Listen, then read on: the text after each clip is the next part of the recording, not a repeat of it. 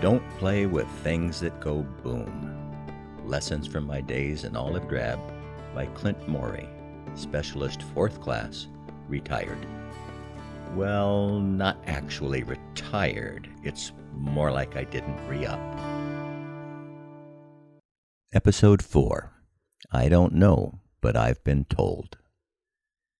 Now, when the Army said they didn't have room for us at Fort Ord, I actually wondered what we would be doing, but I shouldn't have worried. The Army had a plan. The Army always had a plan. Now, their solution to the problem of overcrowding was simple. They loaded us all on buses and sent us across the country to a place called Fort Polk, Louisiana.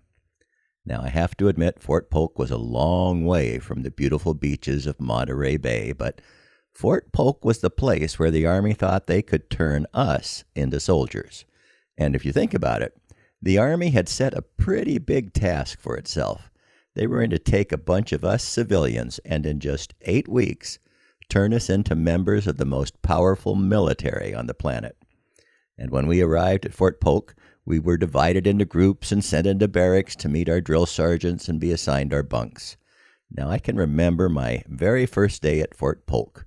While we were there setting up our bunks and unloading our duffel bags, some of the men were taking showers, and now I have to admit I hadn't showered at Fort Ord, and I obviously hadn't showered during our cross-country trip on the bus. I was feeling a little grungy. So I decided to take a quick shower so I would begin my real Army training as a clean soldier. Who knows? That might even impress the drill sergeants that I was a good soldier. Well, that was my first mistake in the Army, doing something on my own. Now, I realized it was a mistake when one of the drill sergeants began screaming at those of us who were taking showers. Now, this was a lot closer to what I expected from the movies I'd seen.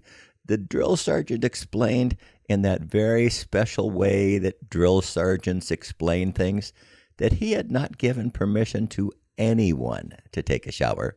And the first thing we needed to learn was we didn't do anything unless he gave us permission to do that thing. Had it been possible to sneak away, I would have done so.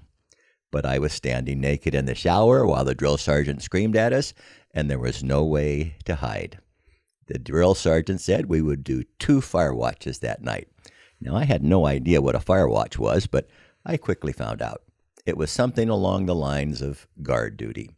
So instead of getting 8 hours of restful sleep in my new home, I spent 2 hours that night pacing the barracks floor. I didn't see any fires, which was good because the wooden barracks had been built before World War II and probably would have been consumed in seconds.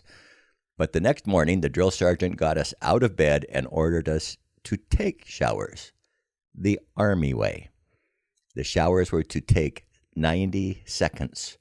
30 seconds to get wet. Step back so someone else could get wet. While the other person was getting wet, you had 30 seconds to soap up and scrub. And then you were given 30 seconds to step back under the shower and rinse off. And that was it. Now, it was obvious that all of us had a lot to learn. And one of the first things we realized that the Army set itself to do was to make us look like soldiers. They taught us how to fold our clothes, where to place them in our footlocker. And there was only one way, the Army way.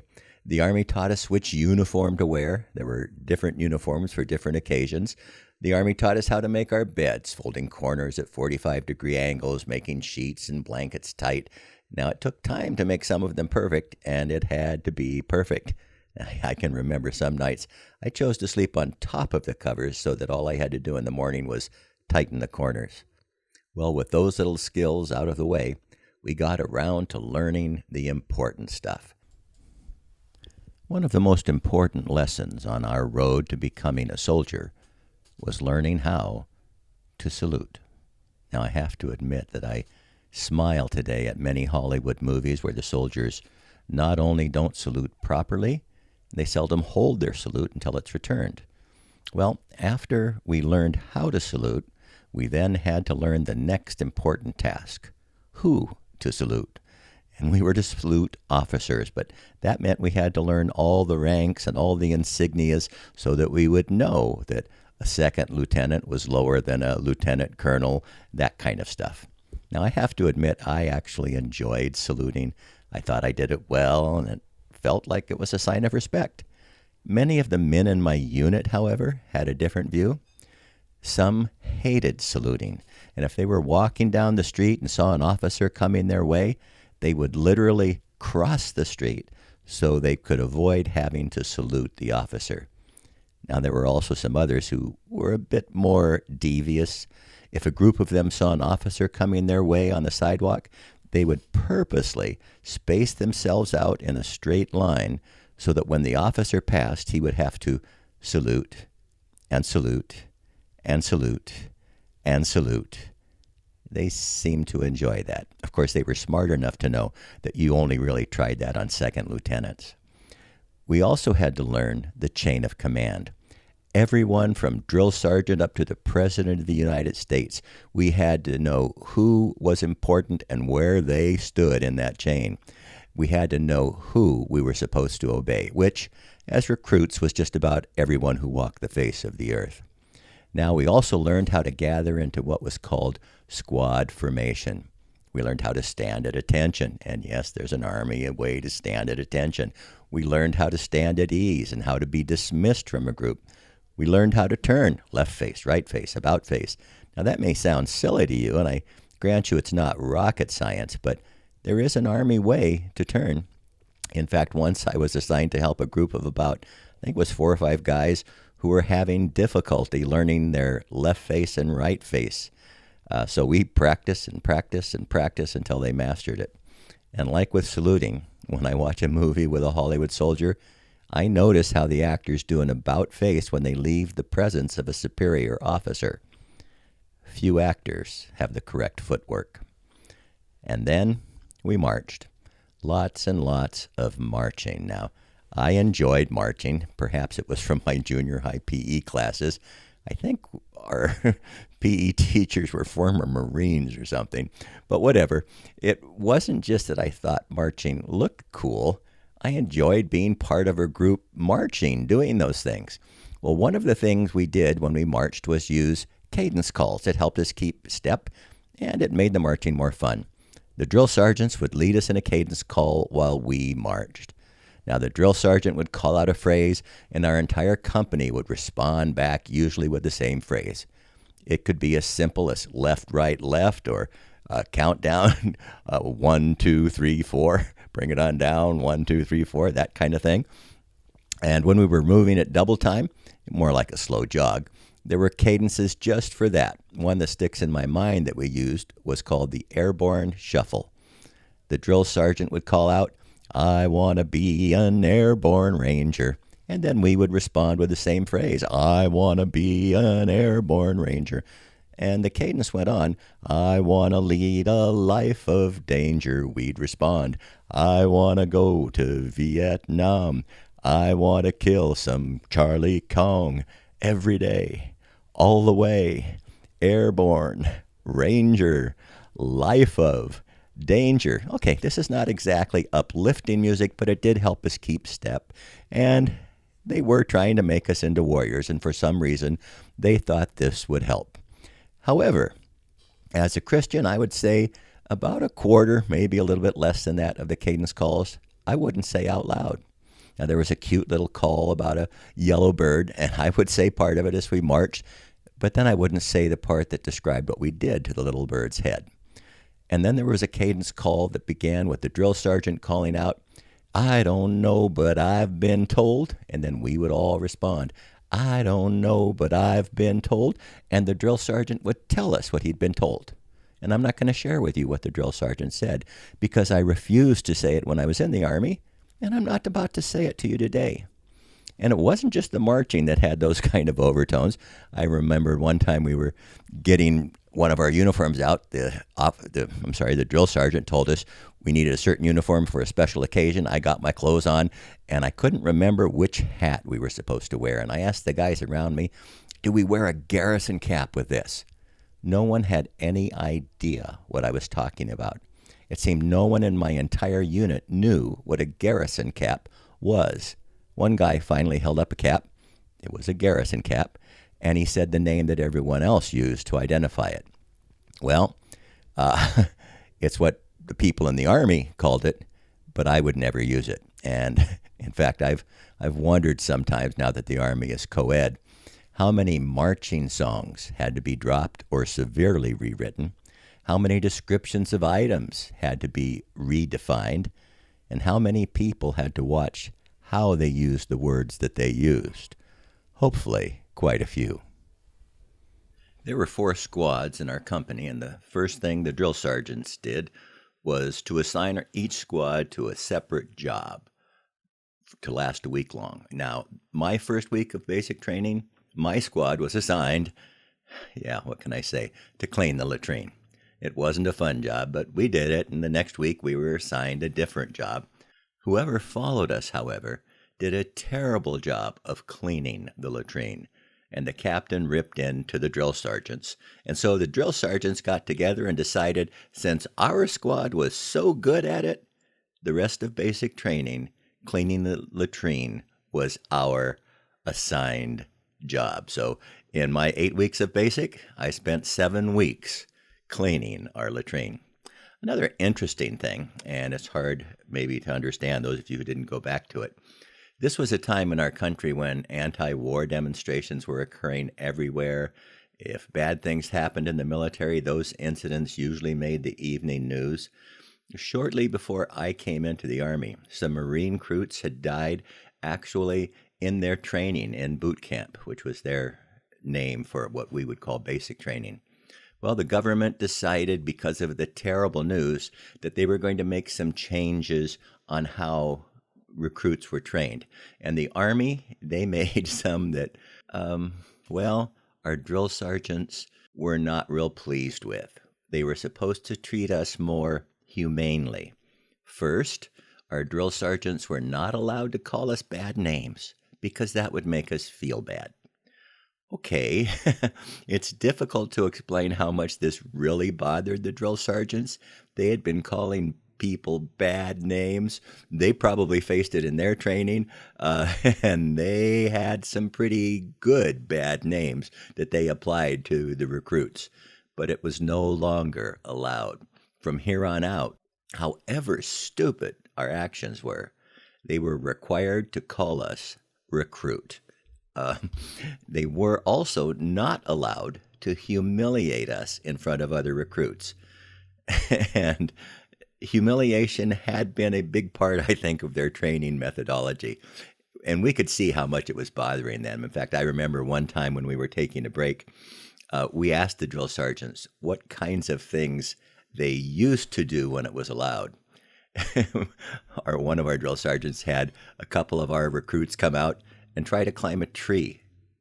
You'd think, well, that's not any big deal. Well, it is if you're climbing a tree upside down. It makes you look kind of foolish, and it's really hard to do. Well, they had also been given another thing to help make our lives easier. We had to receive 8 hours of sleep each night. Now, I can remember a couple of times when the drill sergeant had us going to bed in the late afternoon, and we couldn't believe it. We were wondering why until it dawned on us the rule that we would be getting up at 3 in the morning to do some activity. And while it may have made us feel soft and cuddly, and the drill sergeants loved us, even as I was going through these training situations, I didn't appreciate it because I knew if we were in a battlefield situation, they were not going to ask us, "Did you get your 8 hours sleep? Well, we'll just wait before we start our attack." Well, the drill sergeants had some other difficulties too. Our drill sergeants, and I don't know their background, but they tried to teach us the manual arms with our M16, but they had no idea how to do it with an M16. They had learned on an M14, and they just struggled, and finally I think they gave up, gave us a few things to do, but pretty much gave up. And we were doing all these things, going to classes, studying all kinds of stuff. But I remember one day our drill sergeant told us we were going to learn to police. And now this actually sounded good to me. I thought, finally, we get to learn some soldier stuff. Well, our drill sergeant got us together, marched us over to the parking lot of the PX, and arranged us in a long single file line. And then he had each of us bend slightly at the waist and look towards the ground. And then he had us walk slowly, step by step, across the parking lot. Our job was to pick up every piece of trash on the ground. This was called policing an area. So much for real soldier stuff. And I have to admit, even now I'm bothered when I see people throwing trash on the ground. It's like they shouldn't be doing that. Someone has to pick it up. Now, as a soldier, you could be assigned anywhere in the world. And one of the things I remember about basic training is that we got shots, lots and lots of shots. I assume they were trying to inoculate us to anything that could happen anywhere in the world. Usually we just marched up to the place where the shots were being given, formed in a line, and walked through the building. The medics, at least I assume they were medics, generally used the gun on us. And the gun let them do, instead of a single needle shot at a time, they might have several shots. They'd push this gun against your arm, pull the trigger, and boom, you'd get, 3, 4, 5 shots at a time. Well, I remember one time our drill sergeant said we were going to receive a shot to protect us from the bubonic plague. The bubonic plague? Now, I'd studied enough history to know that wasn't the bubonic plague the Black Death in the Middle Ages that killed about, 50 million people, a third of the population of Europe? Why was I getting a shot for the bubonic plague? Where were they planning to send me? The drill sergeant calmed us down, told us not to worry. Besides, the Army was going to give us the afternoon off so we could do whatever we wanted to and just have a good time. Wow, they never did that before. Maybe the Army was becoming my buddy after all. So we got to our shots, went back to the barracks, and the drill sergeant said the rest of the afternoon was ours. I think maybe 2 or 3 guys went out to play ball, but I'm not sure because I was getting a little woozy and tired, and I lay down on my bunk and I didn't move for several hours. Apparently, I had a mild case of the Black Death.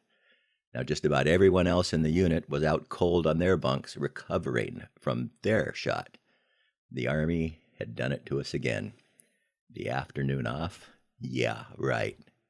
Well, I don't know. One more thing. Have you ever heard the phrase, hurry up and wait? I really think that phrase may have been invented in the Army. It was so common that the drill sergeants would make us rush out to get all of our stuff ready, then rush to some place, and then we would get to that place, and then we would wait and wait and wait. And we used to make fun of the Army for always doing that to us. Well, one day I had been assigned to help out in the headquarters of our company, and I was in there one time when I saw a glimpse of how this might happen. I was at a desk. A phone call came in. I answered the phone. It was a call from the general, not him personally, but his staff, called and said the general was going to come visit tomorrow at 9 a.m. And I was to pass that message along to the captain. So I went to the captain and told the captain that the general had called and he was coming to visit at 9 a.m. You could see the panic in his face. The general, the head of the whole Fort Polk, Louisiana, was going to come and look at us. The captain called the executive officer into his office. The executive officer was the first lieutenant, and I heard the captain explain very clearly that he wanted everyone in squad formation at 8:30 a.m. There was no way he was going to be late for the general. He ordered the first lieutenant, 8:30 a.m. Then the first lieutenant came out and got to the master sergeant, who is kind of the highest enlisted ranking guy, who kind of runs the nuts and bolts of the company.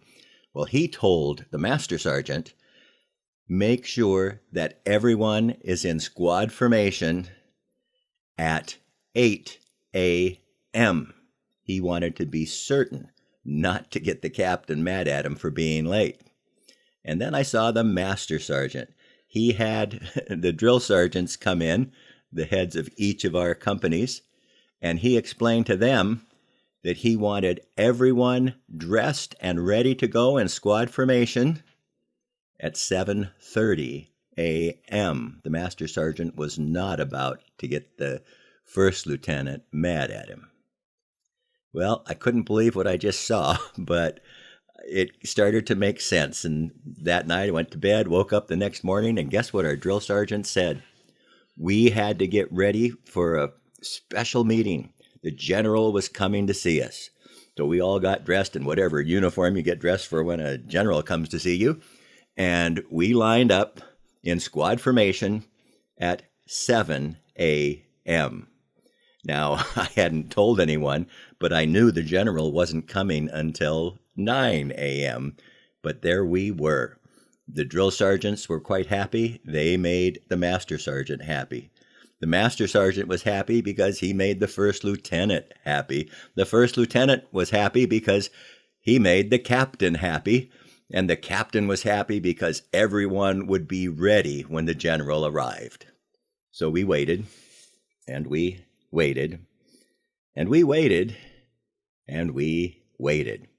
And then, I would say maybe an hour or so after we had first got there, someone came out of the company headquarters, and they said they'd just received a call from the general, and he was busy that morning, so he wouldn't be able to make it.